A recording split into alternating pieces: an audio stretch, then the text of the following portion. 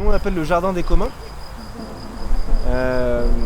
L'idée en fait c'est qu'on est un groupe d'habitantes et d'habitants qui ont demandé à la mairie si on pouvait utiliser ce grand espace qui servait à rien pour en créer petit à petit un jardin public. Des cultures pour les gens qui n'ont pas de jardin. Super, et on peut aussi s'entraîner à marcher en apnée.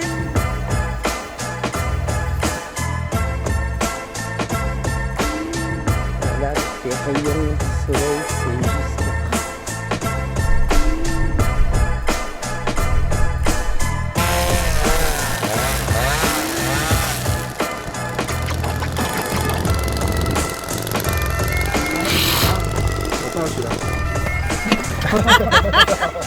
Quand on prenait les vidéos, on entendait je t'ai filmé même. C'est vrai.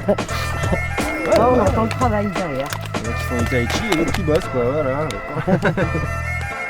On s'est tous rencontrés et On mange bien.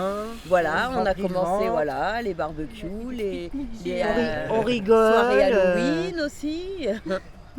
Ah non, on s'éclate. Des barbecues d'enfer.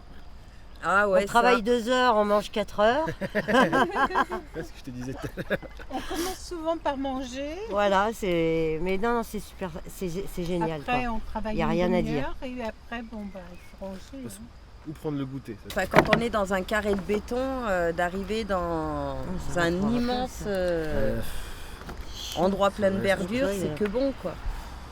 On aimerait bien que ça soit une sorte de guinguette ce truc, avec une petite terrasse, une pergola, des trous disqués dans le métal pour en faire une vraie petite guinguette qui soit accessible à tout le monde presque tout le temps. Permet de sortir un peu, de voir du monde, voilà. Ce qu'on a fait, on a arrosé. On a mis du terreau. On a mis des damiers. Et Daniel a sa voiture.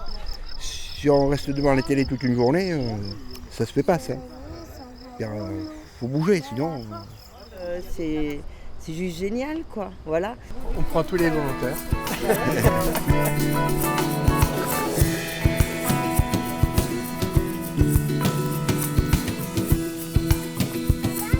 J'ai mon tour guide assistant. Est-ce que vous connaissez une plante qui s'appelle le houblon?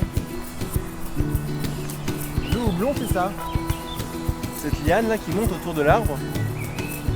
Tout en haut elle va faire des petites grappes qui vont servir pour fabriquer la bière. C'est juste un exemple de plante qu'il y a dans la forêt. En l'occurrence il y en a plusieurs aussi au sol. Il y a du lierre terrestre qui là est plus en fleurs donc c'est compliqué, mais qu'est-ce qu'on voit d'autre là par ici? Ça, de la lierre. Quand tu la frottes un petit peu ça sent l'ail.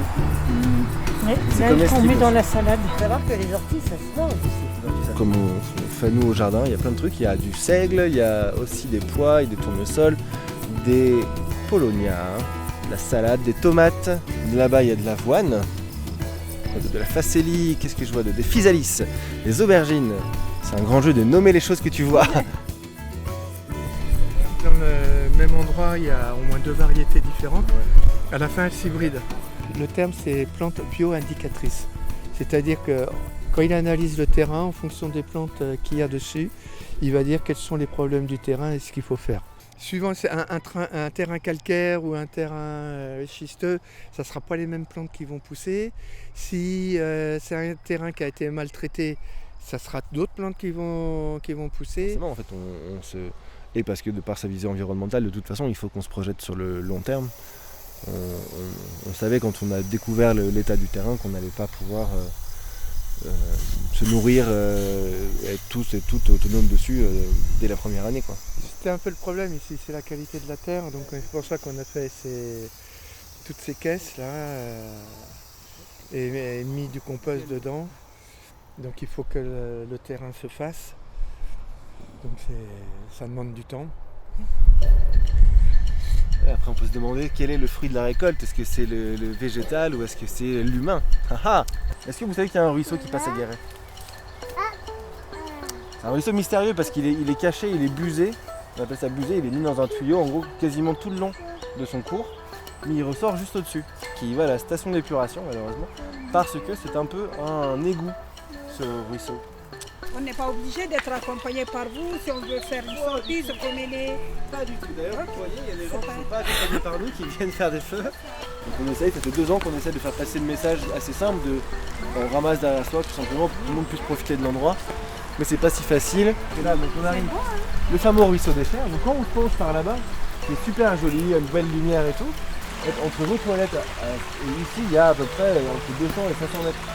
Donc ça va pas se dégrader, ça va se mettre dans les branches ici. Donc, je ne pense pas pouvoir le sauver, mais au moins réduire l'impact sur le ruisseau. Pour essayer, c'est vous qui voyez. Non, ils sont pas trop. Non, on ne sait pas comment elle l'a cuisiné aussi. Ils ont survécu. Ah ouais, mes enfants, ils sont pas tombés malades. Ah ouais? On mange encore? Ouais, ouais.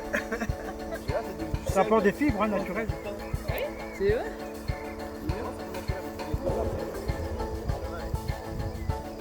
Faut que tu me dises ton nom. C'est Swan. Albert. Camille. Moi, c'est Anne-Marie. Daniel. Erika. C'est Philippe. Je m'appelle Patricia.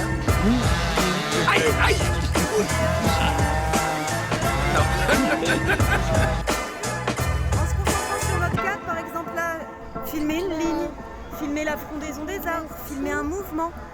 Laissez-vous porter par ce que vous regardez et comment vous pouvez suivre ce qui rentre dans votre cadre. Il y a un avion là.